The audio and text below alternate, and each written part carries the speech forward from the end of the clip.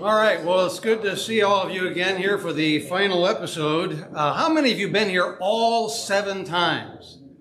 Wow. Yeah, I'm impressed. Yeah, I certainly have my applause. We get a prize? You should. Well, one thing you do have is my wife's scotcheroos and her amazing cappuccino muffins back there, so help yourself back at the table anytime. She's a good cook. What's that? She's a good cook. Yeah, I love them. So, picking up on where we left off, and I wanted to kind of wrap everything up here tonight on session number 7. You know the 7 episodes we've been through tonight? I've retitled this, What Do We Do Now?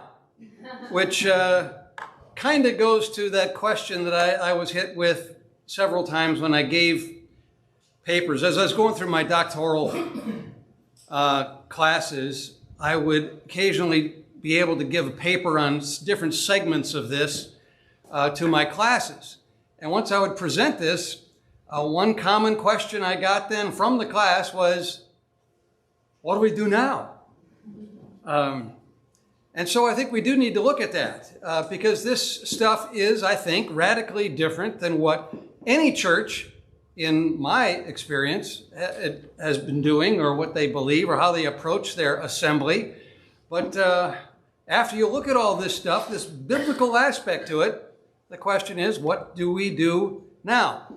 But let's recap. I've been going through these each week, and I think it's important actually to re-emphasize these things. The first point that we looked at in week number 1 was the New Testament church did not describe its meetings as worship or as a service, and certainly not as a worship service. That enough, I think, is mind-boggling to many. Secondly, the New Testament church saw its meetings as horizontally focused gatherings, not as vertically focused, formal, ceremonial events that were somehow being offered to God. That also, I think, is something of a revelation for today's church. A key point is that Paul required, not suggested, not hinted at, but he actually required that all assembly activities be done for edification. This creates a dichotomy between the way we do things for worship and the way Paul mandated things for edification. The Bible's worship words, we also found out in week number 2, refer to temple activities, such as ritual prostration, actually physically bowing down, nose to the ground, and to sacrificing. And physical sacrifices, getting a cow and slaughtering it and splattering the blood on the altar, the whole deal, that's what it refers to. And it never refers to Christian assembly activity. We also noticed in week number 4, I think, is that preaching, ironically, was not described as an assembly activity. Neither was sermons. The word sermon is not even found in the Bible, not even on the Sermon on the Mount. But rather encouraging and teaching are the kinds of public presentation activities you see in the first century church. And last week we noticed this key conclusion that worship language wasn't there in the first century, we know that. It also wasn't there in the 2nd or the 3rd century, but by the 4th century, worship language becomes developed as the church gradually reverted to literal temple concepts. And I'll touch on that just again in here just a second. What I'd like to do is maybe first grab just a couple of key slides from the first 6 weeks just to re-emphasize the most important stuff. I actually went through this and I said to myself, okay, if somebody really, really needed to take something from those first sessions, what is it? And here's one of them. It's simply a verse in the Bible. It's 1 Corinthians 14:26. I didn't talk a great deal about this verse. Much more could have been said, but this is what it says. Paul says, what's the outcome then, brothers and sisters? When you assemble, each one has a psalm, a teaching, a revelation, a tongue, or an interpretation. All things are to be done for edification. I didn't talk about how significant this verse is, how it's set up by Paul in that chapter, how this verse fits in with the entirety of 1 Corinthians, the letter, and particularly in his section between chapter 11 and chapter 14 when he's talking specifically about the assembly. But this is an important conclusion that he nails there in verse 26. I think everybody ought to know this verse. Ironically, I'd never heard this verse quoted in all my life until I found it in the right here in 1 Corinthians chapter 14. This was also a very helpful, I think, slide from week number 1. It sort of visually describes the difference between the worship model of what church is all about and the edification model. In the worship model, the building essentially becomes holy, because if it is a house of worship, if it is the house of God, therefore that thing becomes holy and sacred. And you don't let your kids run in the church building, and you treat everything with a certain degree of sanctity. Also, the service, if it is a worship service, it should be beautiful, right? Because God deserves the best and most beautiful thing we can throw together. And thirdly, the worshipers must therefore be reverent. Sit there and be quiet and don't act up. And that's why kids used to get rapped over the noggin when they would get out of line. And sometimes they would even have deacons hundreds of years ago go through and rap anybody who wasn't paying attention, because worshipers must be reverent. Except for the guy with the rapper. He can whack anybody he wants. I'm not sure how reverent that is. But that's the worship model. If you believe that the assembly is for worship, these things, I think, naturally follow from that basic premise. The edification model, however, is different. In the edification model, the building doesn't become holy. It's just simply functional. It's actually optional. You don't really need a building to meet in, so it's just something that you use in order to accomplish your edification goals. The meeting must be edifying. Doesn't necessarily have to be beautiful. It sometimes can get really rough and a little bit ugly, but just so you're edifying people and helping people throughout the process. And the people must also be maturing through the meeting. So you have these two images of the worship model and the edification model that we talked about in session number 1. Session number 3, we got into the temples. How the temple that changed everything. The temple that they had in Jerusalem in the first century, Jesus predicted that it would be destroyed. And he was absolutely right. Within 40 years, it was a pile of rubble. We talked about that. And in the New Testament, in the Christian system, as Jesus designed it and how the church carried through with temple imagery, what becomes sacred now is not a building, but your body. And it becomes sacred because God no longer dwells in that temple in Jerusalem. He now dwells in the Christian. This is the house of God. This is the temple of the living God. Therefore, that which should be treated with greater sanctity and respect is yourself. And a second thing that goes along with this, not just your body, but also the body of Christ, the collection of Christians in whom God dwells, that also is a sacred thing. Again, not brick and mortar, but people and the assembly. To Paul in the first century, unity was critically important. The unity of the body, because that's where God dwells. It is the temple of the holy God. I also shared this image several times throughout the 6 weeks. This is sort of a sketch of maybe what the first century assemblies looked like. They were house churches. And I think anytime we start to think about what should be taking place in our meetings today, I think we need to think in terms of what a house church looked like. And that becomes something of a litmus test of whether what we're doing makes sense biblically or not. This is not a photo from the first century. Somebody painted this thing, but it's probably fairly close. You've got people of all ages and sexes and kids and just standing around and listening to what's going on. They're in somebody's living room. That's the way the church met for 300 Years. Long time. And they didn't meet in homes just because they were under persecution. That wasn't always the case. Persecution happened now, again, and later, and then they'd ease up on the whole thing, and Christians would come out in the open, but then they'd crack down again on Christianity. They met in homes because that's what they did. It was just natural. It just flowed with everything that was going on with this idea of the gospel, that now anybody can be a child of God. So I also shared this particular slide, I think it was in week number 4 or 5. What our assemblies lack, I think, I could summarize it in 3 ways, in three things. One anothering.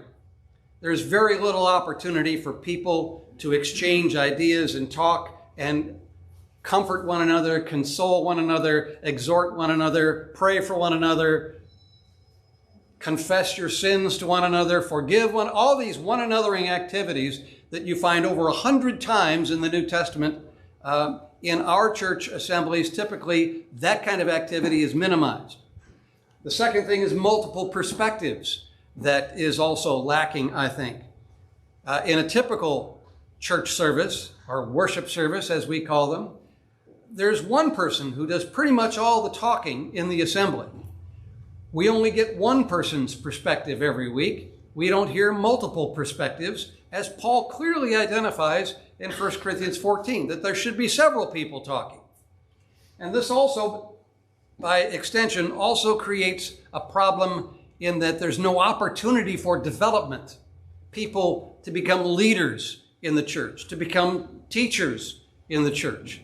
And I always think about Hebrews 5, verse 12 and 13, where the writer says, by now you ought to be teachers, but you're not.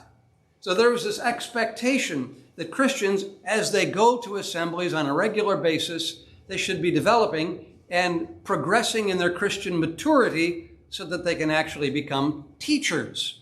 Not everybody will. Paul recognizes that everybody has various talents and giftings from out of the womb. But people should be developing themselves into more mature Christians. Shared this summary timeline in last week's session, where we looked at how worship language gradually came about. We know it wasn't there in the first century when the New Testament was written. And then it starts to develop sort of in seed form when in the second century, the Lord's Supper begins to be referred to as a sacrifice, a literal sacrifice. Not as representing God's sacrifice of Jesus for us, but they actually start to refer to it as if it is our sacrifice back to God when we take the Lord's Supper. The next step in that process, several years later, the Lord's Supper, the table upon which that sacrifice sat, became an altar, a literal altar, just like they had in all the pagan temples around there in the Mediterranean basin in that era, as well as in Jerusalem, because what you do with a sacrifice is you offer it on an altar, not just any old table. It's got to be an altar. And then the third thing that happens somewhere around the middle of the 3rd century is the ministers who are presiding over that supper on that altar become priests. And they start to use priest language to refer to regular old ministers and co-laborers of the gospel in the Christian church. And then finally, as we noticed last week, churches became temples. They actually started to use this word temple to refer to church buildings. And that happened specifically, especially when Constantine became a Christian and became emperor in the early 300s. After 313 AD. And he started to fund all these church buildings that began to be built throughout the empire. And they weren't just small little buildings, they were magnificent cathedrals wherever he built them. And that's when worship terminology begins. Because you had these 4 essential elements of what really constituted worship to people in the 1st century. You had to have a sacrifice, you had to have an altar, you had to have a priest, and a temple. And if you've got those 4 things, you've got worship. That's true biblically, It was also true to pagan idolaters. They had to have all four of these things, and then they would call that worship. So that's where it finally starts, not till the 4th century when worship language begins. So the question tonight is, what do we do now? Well, I'm going to offer a few ideas here.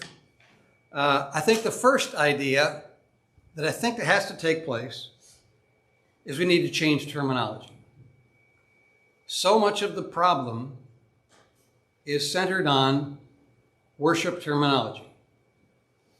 The difficulty with the word worship is that what we mean by worship is not the same thing that it means when you find that same word in the New Testament or the Old Testament for that matter. It means something different. We talked about that at length in session number 2. I think specifically what terminology needs to change, I think let's call worship music, let's call it praise music. That's okay. That's a little more biblical. That's right along lines of how the New Testament would see it. Let's call a worship team a praise team. Let's call a worship band a praise band. And that's done in many churches. When we talk about going in, now we start our worship open our worship with prayer. Well, usually we're not opening it with music. So, and we're not really opening it with praise either. So the word worship is kind of misleading as to what's going on there. What exactly do we mean by that? When we open worship with prayer, what exactly starts to happen then that didn't happen 5 minutes earlier? If we start to change the terminology, then things become clear. I actually find that to use the word worship in any kind of a context, when talking about Christian things, is just misleading and confusing. And the discussion after that point just gets messed up. And you really can't make any progress on discussing things. So I would suggest we change that word to praise wherever it fits. I wouldn't use the word service either. The idea that we go through a service, we imply that we're doing some service for God. But we found, we quoted several times, Acts chapter 17:24, where Paul said to the Athenians, God doesn't need anything. He is not served by human hands. The idea that he is rather a pagan idea. It's an idolatrous idea. Idols served their gods, or rather idolaters served their idols with worship by offering sacrifices and bowing down to them. But there's no servicing. I could go on, but I'm going to shut up and keep moving. I talked about changing the word preach. Again, preach is not used as an assembly activity. I think it's better if we call it encouraging and teaching. What if you had the idea, what if every preacher had the idea that when he gets up, his role is to encourage people, not to preach at them. I think there's a connotation with preach that necessarily focuses on the negative. Don't preach to me, you know. But there's something wrong with the biblical perspective when we continue to use the word preach. And I think we should change the word sermon for that matter. I think the word sermon gives a wrong impression about what's going on with that message, which is probably a better word for a message given by somebody.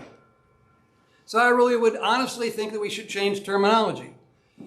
I think the chances of that actually happening are almost nil, because this language is so deeply ingrained throughout our church culture. I don't think it's going to go away. But if you really wanted to start understanding things better, I think it needs to go away and be replaced with more biblical ideas. Then it'll set our minds straight to be able to understand other things as well.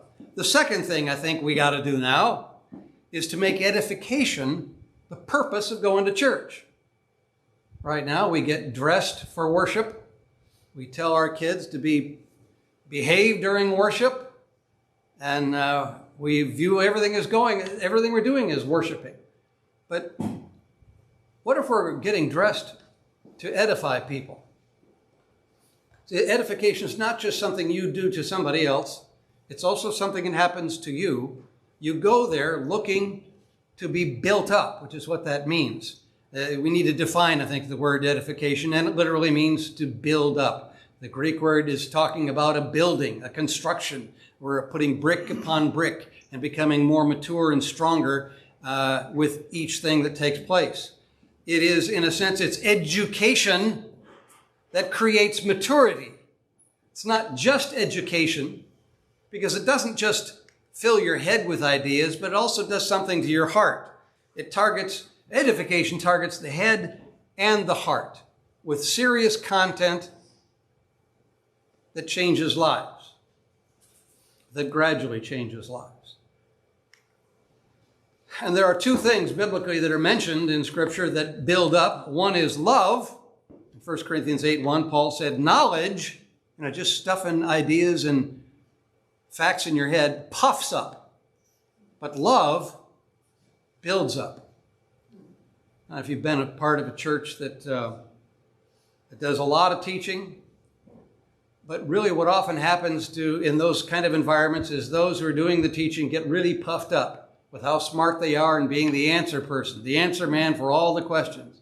Well, baloney. Nobody's got all the answers. We all ought to admit that this is tough stuff, and we can get things wrong, and I can get things wrong really easily. Done it many times. I'm sure I'll probably do it sometime in the next 50 minutes. I've got you to thank to help me out with that. But a second thing that helps is God's Word. Paul said in Acts chapter 20, when he was giving his final address to the Ephesian elders as his farewell goodbye, he says, I commend you to God and to his Word, which is able to build you up. There's something very edifying just about the words of Scripture. That's what edification is. And I think we need to make that the reason why we go to church. You might ask, well, what difference does it make? I mean, really? It's worship, edification, it's all the same thing. Well, I think the two things are significantly different. They're two distinct models that generate two distinct results. Those slides I showed you a little while ago with the pictures on it, I think show the distinctive difference between these two models. Worship essentially, I think, calls for regulations. I'll describe that in a minute. Edification, however, calls for results. If you're going for edification, you're going to get results. Not only building up other people, but in yourself being built up. I mean, you recognize this yourself. I don't know how many times you may have said, or I may have said, I went to church, but I don't think I got anything out of it. I actually felt that way this Sunday.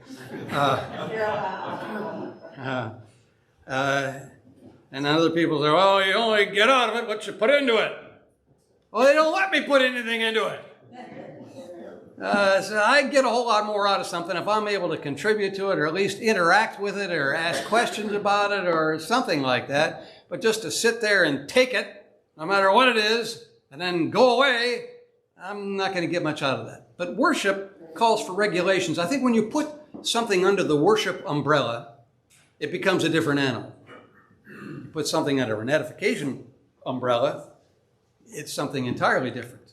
Let me describe this. There's a verse in Hebrews chapter 9, verse 1. The writer says, now even the first covenant, talking about the Jews in the Old Testament, had regulations for divine worship. This is the Greek word latreia that we talked about, and the earthly sanctuary.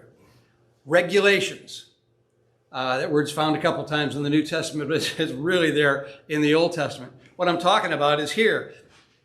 There are 6 chapters in Exodus and elsewhere, also in the Pentateuch, where the chapters begin with, the Lord said to Moses. And then he goes into real specifics about the specific kinds, dimensions, and materials that are to be used in sacrifices, offerings, furniture, the curtains in the temple, the veil of the temple, even the boards in it have to be a certain kind. The altar has to be special, courtyard, headgear and garments and procedures and designs. Everything is specified. There are regulations for all this stuff, and it is God himself who is dictating the details for worship. And every Jew would have realized that, yes, all that worship stuff we do, offering sacrifices and ritual prostration, all the other stuff that takes place in the temple is regulated. And you got to do it right, or else. There's a great story in Leviticus chapter 10 where Nadab and Abihu, I think are a couple of priests, but they offered a strange fire to the Lord. And God was considered that unacceptable worship. And they were swallowed up by fire, as I recall. Leviticus chapter 10, look at that up.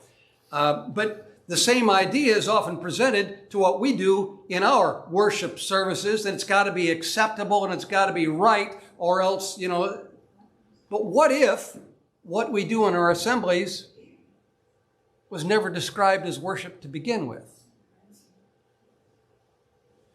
It moves out of the worship umbrella of highly regulated, commanded activity and into the edification realm, where it now becomes that what's the goal here is getting some results for the people who are there. Two completely different models that have completely different results, I think. If you look at Paul's edification model, as he describes it in 1 Corinthians 14 and elsewhere, really this is through the New Testament, does not mandate that things happen in a specific order, like was true in the temple, does not mandate certain activities that must take place. He identifies several activities, but he never says that you got to have all of these or some of these or certain ones. He's just concerned about the goal of edification. Paul does not mandate a specific place where this takes place. There's no holy place, no sacred structure where this takes place. He does not mandate even a specific day. That's interesting. A specific day. That struck me as I was going through my dissertation work. Yes, there's a couple of times you see a reference to the first day of the week, but it's not really mandated. I'm not saying you're not supposed to stop going now. That's the point. But that mandate is not there either. Whereas with all the Old Testament stuff, everything is mandated. No special garments for people to wear. That was in the Old Testament. The priest had to wear this thing and that thing. It had to be this made out of brass, and that thing has got this design and that color. And none of that is there in the New Testament. And the New Testament does not also specify or mandate presiding officials. It does talk about people who can be presiding officials, but doesn't mandate that certain ones got to be in charge of this and in charge of that, that kind of thing. Rather, what you do see mandated, instead of details, you see goals mandated. Paul mandates edification. Whatever you do, he says, whether it's this, that, or the other thing, make sure everything is done to build up people. Make sure everything is done decently and in order. So it can't just be mayhem. It's got to be orderly. And he also mandates that things be done with love. 1 Corinthians 13 is right there before 1 Corinthians 14. 1 Corinthians 13, the famous chapter on love, the last wedding you went to probably had it read. It's very common. The 1 Corinthians chapter 13 has nothing to do with weddings. It has nothing to do with marital love, although it applies. It's right there in the middle of a lengthy discussion about assemblies. And when Paul says, if I speak in the tongues of men and of angels but have not love, I'm nothing. I'm a noisy gong. That entire chapter of chapter 13 is talking about using love in the assembly. Not just when you speak, but also when you listen. Love is patient. When somebody's saying something you don't agree with. Love is not jealous because somebody else can speak better than I can, or they're getting more airtime than I am. Love endures all things, even somebody that tends to rattle on a little too long. That's Paul's edification model. Those are the things that ought to guide what takes place in any given Christian assembly. So I want to repeat that point. Number 2 is make edification the purpose of going to church. I think churches would be dramatically better, Christians would be dramatically better, if every time they went to church, every week, every month, every year, every decade, they knew that they were there to build up others and themselves to be built up by what's going on. I think we'd all end up being built up. I think we'd be mature, much more mature than we are. So third point, this goes back to the music issue, and this is about the only music point I'm going to make this week, but I thought this was worth mentioning. Less concert and more content. I got to thank Bill Mannon. Yes, you're the man. I wondered, did you change that after I said that to you? Or? Well, I sort of inserted it into the whole thing. Yeah, I'm adapting.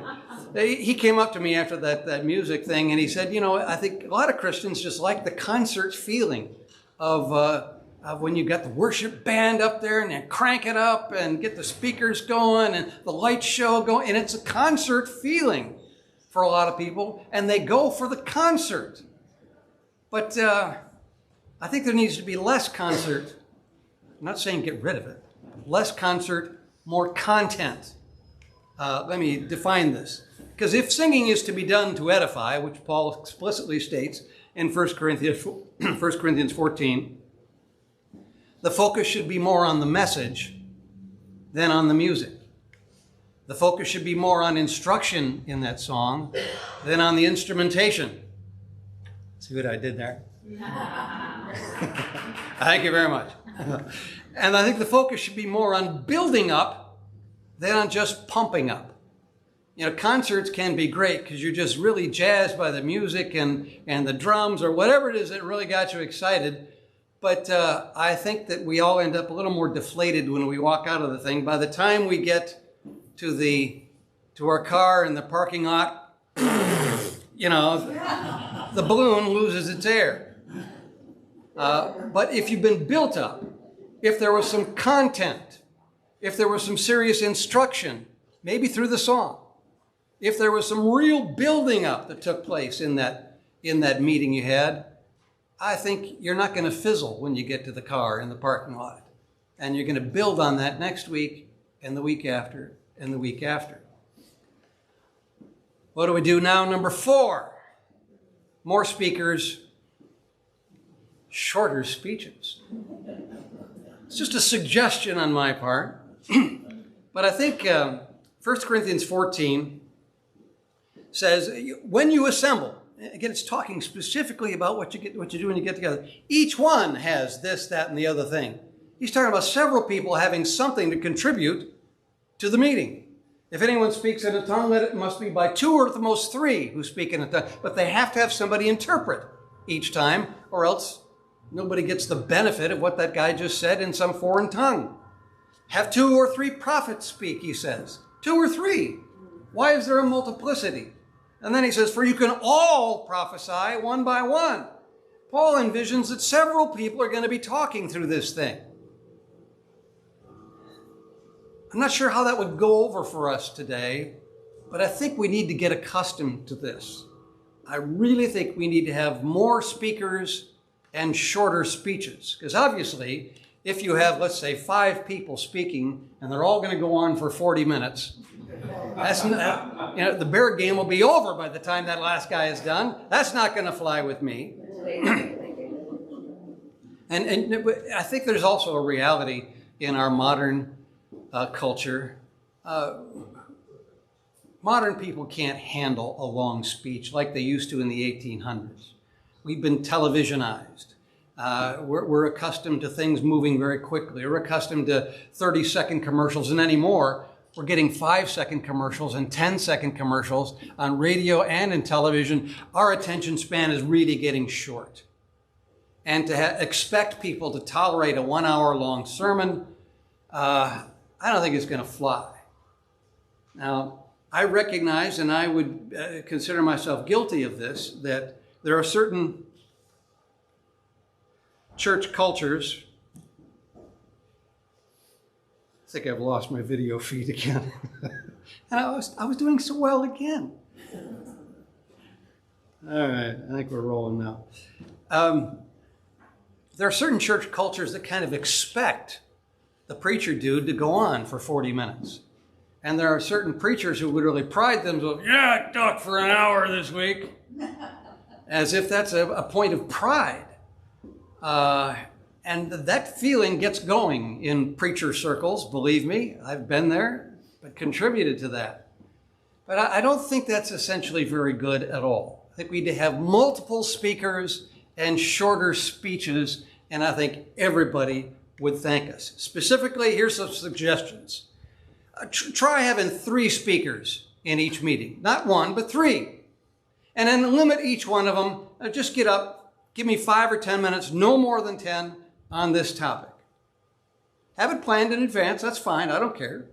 And then each one reflect perhaps on a specific biblical text. So they're not just rambling on about the bear game, but they're speaking specifically about a Christian topic where people will be built up and edified by what they're saying. And if everybody knows that that speech is meant to build up people, that should guide the words that they prepare and that they deliver. And then if you're just going to have 3 this week, do your best to start inserting new speakers each meeting as much as possible. As much as possible. Because I see, I'm coming to you, Bill, let me finish this sentence. I see the New Testament assemblies as being a training ground for future leaders. We talked about that somewhat in session number 4, but it's not going to be a training ground if only one person does all the talking all the time. Bill? So where do you go about finding this group of people that is comfortable speaking in a group setting and in a public? Because a lot of people would rather do a lot of other things than get up in front of a group and speak in a group setting. You think about each one of your own church or assemblies or groups you meet in. How many people do you think are really comfortable talking in a group? How do you get people to be more comfortable talking in a group? Well, if I were, the question is, how do you find people to get up and be the speaker? If this, for example, were my church, and a guy named Bill Mannon just spoke up, I'd say, Bill, great job. Next week, I'd like you to be the guy. And I wouldn't show up. Yeah, it is intimidating. We have created this culture where there's this enormous pressure on the person who's up there. But we got to stop that. I would show up, by the way. Yeah, I know you would. We wouldn't show up. But get more people involved. They are there, and you can spot them. And even if you took a little vote in any given congregation, who are some people who you respect as having something worthwhile saying? Who would you like to hear from for 5 minutes this next Sunday? You'd get some pretty interesting responses. I think it'd be a long list. I hope so anyway. What were you going to say, Raj? I think there's a way that you can get people who are not comfortable with public speaking to at least get up in front of the group and read something like the biblical text for that Sunday. I had a conversation this past week with a person whom I have not had a personal conversation with in probably 30 years. And he was sharing with me the fact that when I asked him way back in the early 70s if he would consider reading the lessons on a given Sunday, he reluctantly said yes. And then on Saturday, he was almost ready to call me up and say, no, I can't do it. His wife said, yes, you can. And he did. And as time went on, he became more comfortable with the reading role, became an assisting minister. And then I won't go into all the messy details, but eventually ended up becoming pastor himself. There you go. In a different denomination. Yeah. And his son is now pastor of the congregation where he was assistant. He told a story the other day about his son having a fire because it wouldn't look good to have both of them on staff. Yeah, yeah. And I said, all I started with was, hey, get up and read the lessons. Yes. This is a great point. I think the thing is, people are never going to advance if you don't give them a shot to begin with. I mean, I had to start somewhere. Everybody has to start somewhere with that. And even if it is just a reading, yes. But I would like to think that aren't we growing people in our churches that have the ability to stand up and say a sentence without reading it from something? I mean, certainly we have more intelligence than that, right? But I think our churches have stifled our growth so badly that this becomes an issue. We need to have churches that are growing people, building abilities and talents, and that they're sharing with one another, and we get to looking forward to that. Hey, Tom? Yeah. This strikes me as you're talking also that edification goes both ways. In that circumstance, those of us listening can edify the new speaker and encourage them Yeah. and give them an opportunity to tell them thank you and make them more willing then to say, well, somebody listen to me. I'll do it again. Yes. It goes both ways. That's why this mandate of love, love must enter the picture, show support for those people. I see sometimes with the churches that will have youth Sunday, where the youth get up and they're in charge of everything. And boy, the outpouring of compassion from most people, the operative word being most, but they're really supporting those kids and they pat them on the back, and you want to encourage that to happen. Those opportunities are not there. But let's not just encourage the 14-year-olds, let's encourage the 40-year-olds too, and the 24-year-olds. There's a great resource of talent and ability and perspective and intelligence and wisdom that lies dormant in every church because it's never tapped, never given the opportunity to get out. Yeah, it's not biblical either. Yeah. It's not. I think also we have to understand that the word is alive and powerful, sharper than a two-edged sword, cuts between soul and spirit, bone and marrow. And we're supposed to be transformed by the total renewing of our mind so that we're not worldly. To be worldly is death. To be spiritually minded is life. Yep. There's a transformation that's supposed to take place, and that's almost impossible if we don't do it God's way. But like you said, the church thinks that they're supposed to dictate how it's supposed to be done instead of doing it biblically, because they don't see how it's going to work. It will work. It'll be beautiful. Yep. Like you said, the talents that are aborted, I think they're spiritually aborted. Yeah. Because they never... Given an opportunity. Right. Never given the opportunity. So this point here is more speakers, shorter messages. I don't think everybody wins when eventually... It's going to take some getting used to. I get it. But over the long haul, I think we're going to be growing some serious Christians out of that process. So point number 5 of what do we do now? More dialogue, less monologue. Talked about this in session number 5, I believe it was, where preaching is monologue. That's why it's never found in an assembly context. But teaching, encouraging, exhorting, there's some give and take in that process. When Paul says, let 2 or 3 speak and let the others weigh what is said, here's a point here. You got to ask questions. You got to have the opportunity to ask questions, just like you just did. It's essential to being a disciple. The old Socratic model of how people learned, even before the time of Jesus, was by following the leader. The disciples would follow the master, and they would ask him questions all the time. And if you follow Jesus through the gospel, there's dozens of examples of people asking Jesus questions. Even after he says something, then they'll stop and say, well, wait a minute, what about this? And some of the greatest stuff that comes out of Jesus' mouth is in response to a question. Jesus dialogues with people throughout the Gospels. So if that's true, if it was okay to ask Jesus questions, why isn't it okay to ask questions of the sermon? Is somehow the sermon more sacred than Jesus?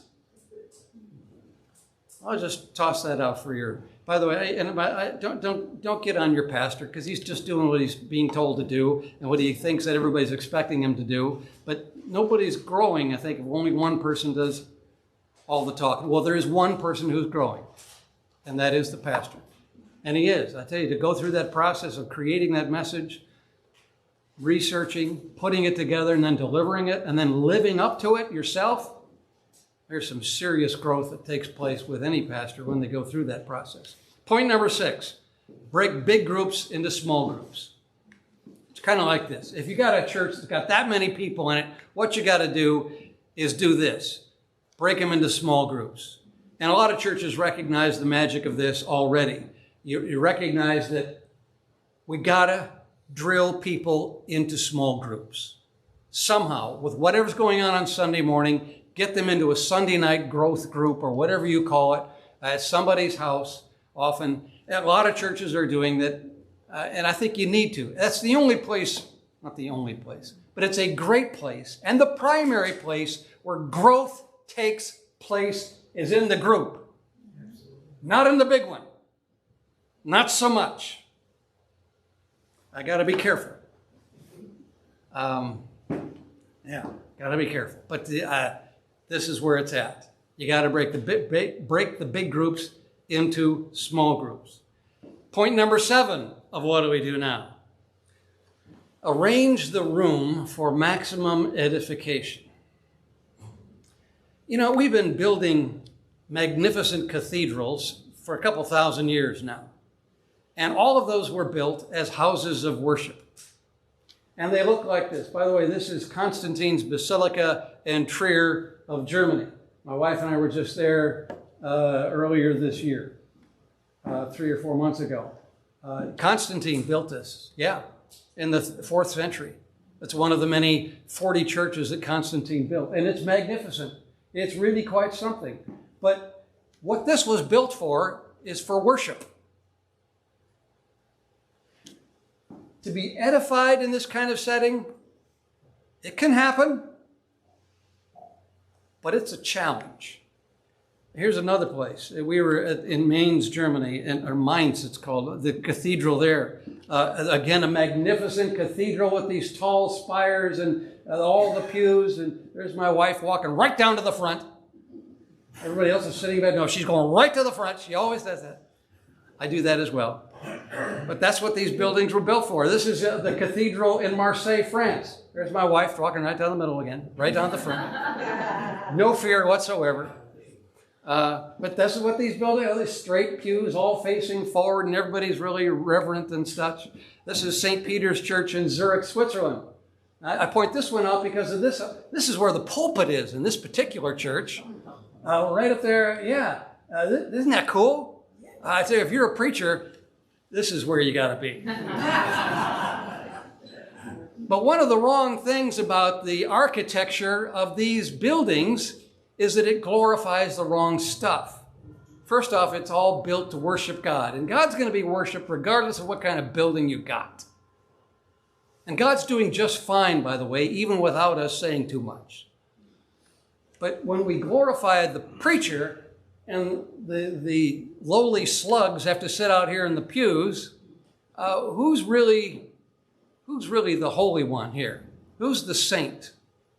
It's not going to be these people. It's going to be these people. By the way, that's my wife way back there in the Holy of Holies. She walked right back in there. I took this picture just before she was arrested by the authorities. She was released on her own recognizance. We're not allowed in Switzerland anymore, but we just won't go. I'm kidding. She's rolling her eyes again. But my point is here, buildings for centuries have been built for worship. What if you were going to build a building for edification? What does it look like? What's the ideal edification room look like? I even think if I had to design this room, I wouldn't design it like this. What this is set up for is one guy who's doing all the talking and you sit there and listen. I apologize for that, but I'm guilty of the same thing. But this is kind of one of those special things where there's some special presentation on a special topic by somebody who's done some research in this field, and we all want to hear that, so this room kind of works. But if you're going to have an ongoing basis where there's edification taking place in a room, what should it look like? I think there's some principles should guide the design of the room. The one principle is that everyone is a saint. I mean, a literal saint. Paul, in the epistles in the New Testament, Paul will say to the saints at Ephesus, to the saints at Corinth. Everybody is a holy one in the Christian system, not just some special, really saintly dudes, all right? And nobody is glorified above anybody else. And so the design of the room and the building, I think, ought to reflect that. Everybody is a fellow disciple of Jesus. And the design ought to, so that people feel like, yes, I'm just as holy as anybody else. Nobody's being more glorified than I am. We're all fellow disciples here working on our Christian lives. And anybody should be able to speak and be heard. Like sometimes when somebody's speaking up from the back, or if somebody's speaking in this room, the way it's set up from the front, the people in the back may not hear it because everybody's facing this way, right? So a circular arrangement seems to make more sense where everybody can hear and see who's speaking and what they're saying. Kind of like the house church situation, like in this old image that we've been showing you. Everybody's kind of in a circle here. A couple of rows maybe back where people are standing up or maybe sitting. But everybody's the same. Nobody's more special than anybody else. Anybody can talk and be heard. I think this is an edification room model. I wonder what would happen if wave a magic wand and every church architect that was building a new building for some church somewhere, if they designed everything from the ground up for maximum edification, what would it look like? And there may be somebody listening at home on video who's an architect. I give you that challenge. Do that for everybody, and I'd like to see what that looks like. So on point number 8, there's just 9 points here, and then we're done. One is incorporate the meal. When I say the meal, I'm talking about the Lord's Supper. And I said it once or twice, but probably didn't give it enough emphasis. In the New Testament, the Lord's Supper was a supper. It was a meal. I mean a whole meal, not just a piece of cracker and a shot glass of juice or whatever that thing was. It's a whole meal. There was fellowship going on there. It's the agape love feast was all part of that in the first century. But incorporate the meal. I've known for years that when you get together with friends or with family and it's around a meal, good times are had, right? There's a closer fellowship that takes place that's fostered just by the meal itself. And especially when you regard that meal as including breaking of the bread that represents the body of Christ. And taking a part of that cup that we're all drinking from, and then we're all drinking the blood of Christ, which has redeemed us all. The unity, the oneness that takes place, the communion that takes place through that process in a meal setting is remarkable. And that was there in the first century, but it's not there anymore. You may recall this painting, The Last Supper by Da Vinci. This is at the Santa Maria del Grazie in Milan, Italy. My wife and I were there. Again, here she is sitting right down front.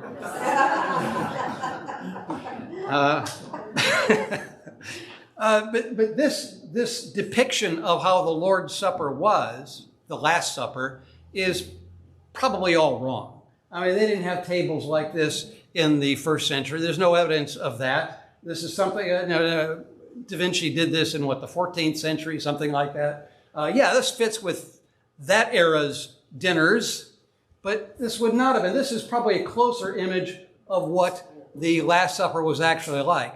They're sitting around and they're reclining. The typical table where dinners would take place was called a triclinium.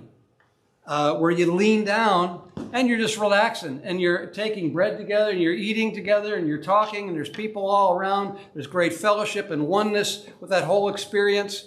And I think this was part of the first century experience as well. So incorporate the meal. This is an example of one church that's trying to incorporate a meal into a church gathering. You can't all get around one table, so have several tables.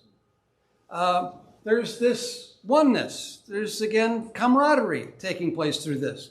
This is a friend of mine in the Kansas City area who has a house church, and this is them partaking of the meal together in their house church on a given Sunday.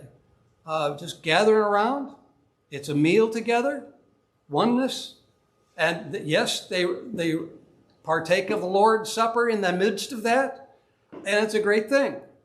I got to admit, I've rarely been a part of that kind of experience, but I bet it's special. And here's my final point. What do we do now?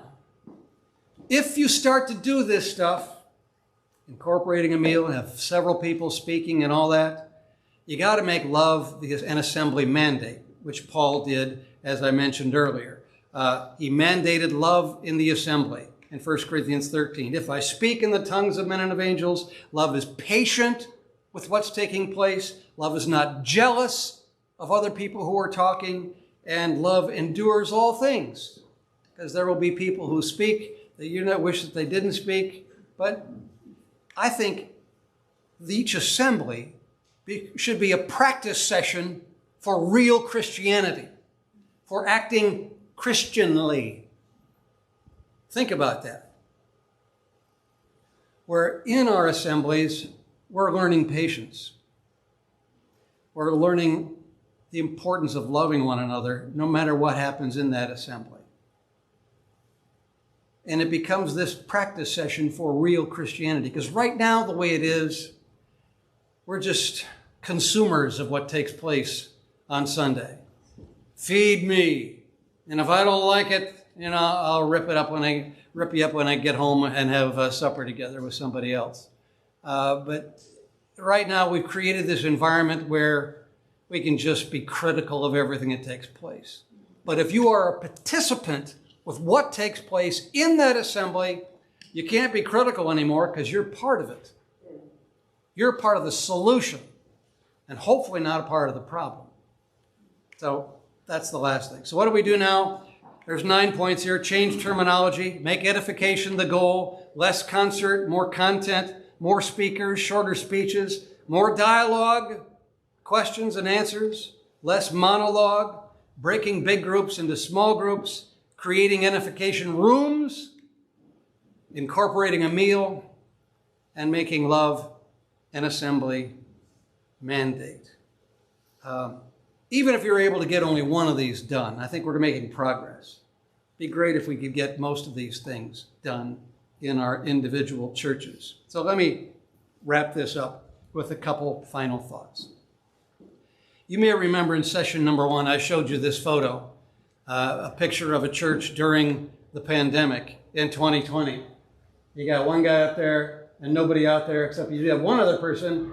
He's the tech guy at the back, right? He's making sure this gets fed to Facebook and everybody gets a videotape of what the heck just happened in church on that Sunday. Well, what's happened, of course, since then is most churches have suffered attendance. People are starting to sit back and realize, I never did really get much out of that whole thing anyway. And so they quit coming. And most churches are struggling just to get back to a semblance of where they were number-wise pre-pandemic. But in most cases, it's not happening. So the question, I think, is we need to get back to basics. If we get back to basics, let's go back to the New Testament and figure out from scratch what was important.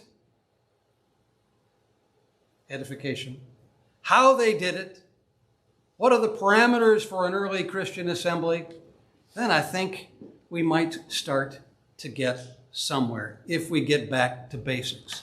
This biblical model of these house churches, these small gatherings, wherever they are, just for edification with multiple people speaking up, there's some brilliance to this. Economically, you don't have to be pumping out a couple $1 million for a new building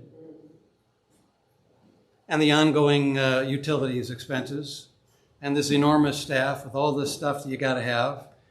Socially, because now people are really starting to get together in a New Testament type church where everybody, different people are speaking and we're loving one another and taking care of one another through the process.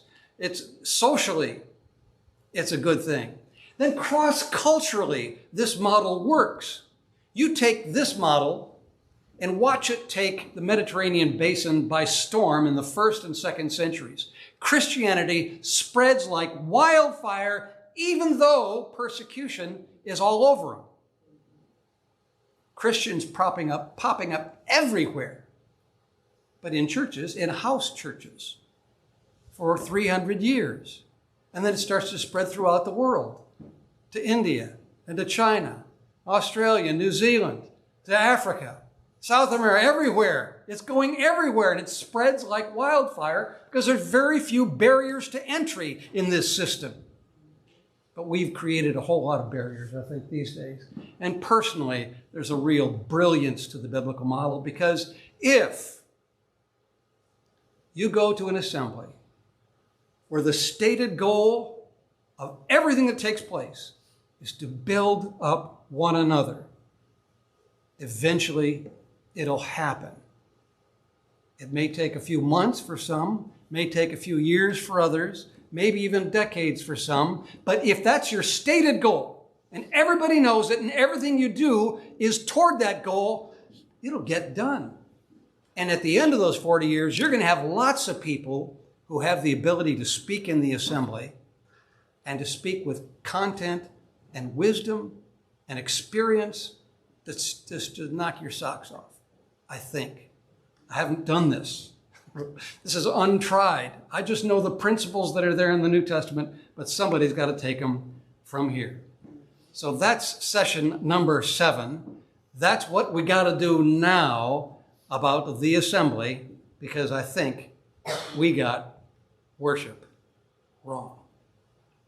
I got to thank you guys for tolerating this for 7 straight weeks. I hope this information has been helpful to you. We're going to have a Q&A session, but I just wanted to say to you, if I don't get it later, thank you for putting up with this. There'd be some churches where I would be banished and set fire at the stake for this stuff because it's so different. I get it.